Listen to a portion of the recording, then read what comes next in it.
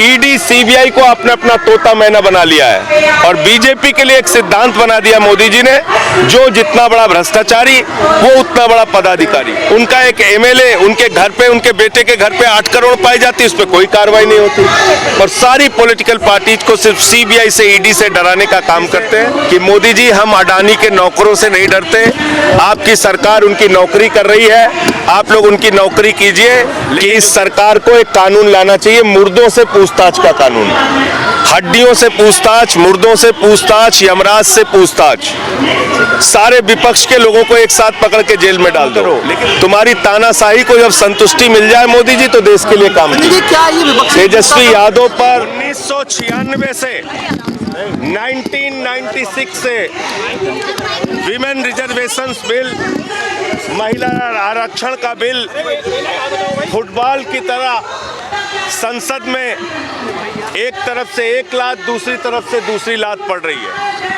कांग्रेस भी कहती है हम महिला आरक्षण के समर्थन में, बीजेपी भी कहती है महिला आरक्षण के समर्थन में, दूसरी पॉलिटिकल पार्टी से पूछिए वो भी कहते हैं महिला आरक्षण के समर्थन में। तो आखिर महिला आरक्षण के समर्थन में अगर सारी पॉलिटिकल पार्टीज हैं तो ये पास क्यों नहीं हो रहा है? 8 साल पहले 2014 में जब चुनाव लड़े थे हमारे प्रधानमंत्री आदरणीय नरेंद्र मोदी जी, बीजेपी ने अपने मैनिफेस्टो में ये बात कही है कि हम विमेन्स रिजर्वेशन बिल के पक्ष में हैं। आखिर आज तक क्यों नहीं ये बिल पास हुआ?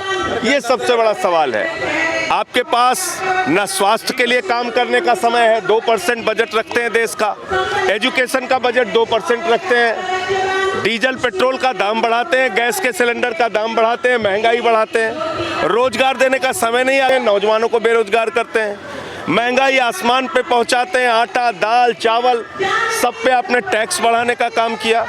आपके पास सिर्फ एक काम है मोदी जी, विपक्ष के लोगों को गिरफ्तार करो और उनको जेल में डालो।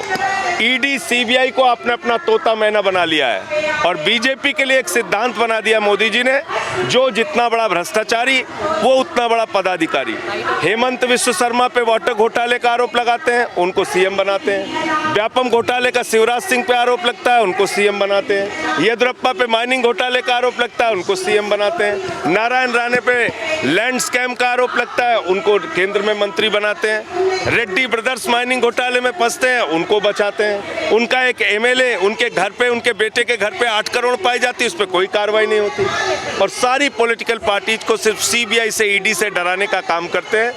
अडानी जो उनका मित्र है उसको बचाने का काम करते हैं। मैं सिर्फ एक बात कहना चाहता हूं मोदी जी से कि मोदी जी हम अडानी के नौकरों से नहीं डरते, आपकी सरकार उनकी नौकरी कर रही है, आप लोग उनकी नौकरी कीजिए। लेकिन जो देश के मुद्दे हैं उस पर जवाब देना पड़ेगा। पार्लियामेंट के इस सेशन में हम लोग महिला आरक्षण का मुद्दा उठाएंगे। तेजस्वी यादव के घर पे भी एजेंसी पहुंची है, वहाँ पे बिहार में भी मॉलों पर रेड हो रही है। भाई मैंने तो एक प्रस्ताव दिया था आप लोगों के सामने, कल बोला था कि इस सरकार को एक कानून लाना चाहिए, मुर्दों से पूछताछ का कानून। हड्डियों से पूछताछ, मुर्दों से पूछताछ, यमराज से पूछताछ। सारे विपक्ष के लोगों को एक साथ पकड़ के जेल में डाल दो, लेकिन देश के लिए काम करो, कुछ काम करो। तुम्हारी तानाशाही को जब संतुष्टि मिल जाए मोदी जी, तो देश के लिए काम कीजिए।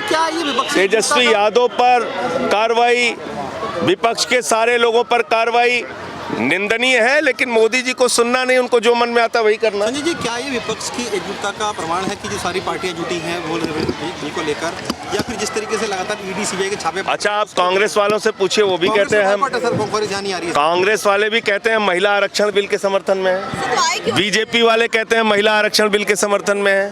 तो आप बताइए कि पास क्यों नहीं हो रहा है? 96 से ये बिल पेंडिंग क्यों पड़ा हुआ है? तो इसलिए अगर सब लोगों की मनसा साफ है, आके यहाँ जंतर मंतर पे भी बोल दें और पार्लियामेंट में भी इस बिल को पास करा दें। 2010 में सोनिया गांधी ने राज्यसभा में पास करवाया था, तो क्या कारण है कि कांग्रेस का कोई भी आज रिप्रेजेंटेटिव यहाँ पर नहीं है सर? अरे भाई, पास कराया था, उसके बाद इस बिल का क्या हाल हुआ? 2010 से अब तक कितना टाइम हो गया? 13 साल हो गए। मोदी जी 8 साल से हैं, उनके मैनिफेस्टो में था, मैंने आपको बताया, चेक कर लीजिए। तो क्यों नहीं पास हो रहा है? अलग धरने पे चल रही है, विपक्ष के साथ एकजुटता में नहीं शामिल हो रही है। अब वो उनसे पूछिए, उनके बारे में बार बार टिप्पणी करना भी खराब लगता है। तो कांग्रेस पार्टी एक कंफ्यूज्ड पार्टी है। उसको सुबह कोई कुछ राय देता है, शाम को कोई कुछ राय देता है, सुबह दोपहर में कोई कुछ राय देता है, तो वो अपनी धारा पे चल रहा है।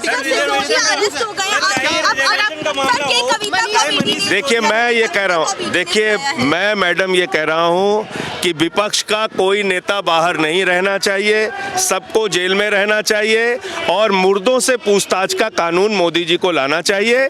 यमराज से भी पकड़ के पूछताछ होनी चाहिए। मैं तो ये कह रहा हूँ, आज सिसोदिया पे बार बार सवाल पूछती है, मैं कह रहा हूँ सबको डालो अंदर, एक बार में सबको डालो, लेकिन काम करो इस देश के लिए। ईडी ने भी गिरफ्तारी की है, सबको करेंगे।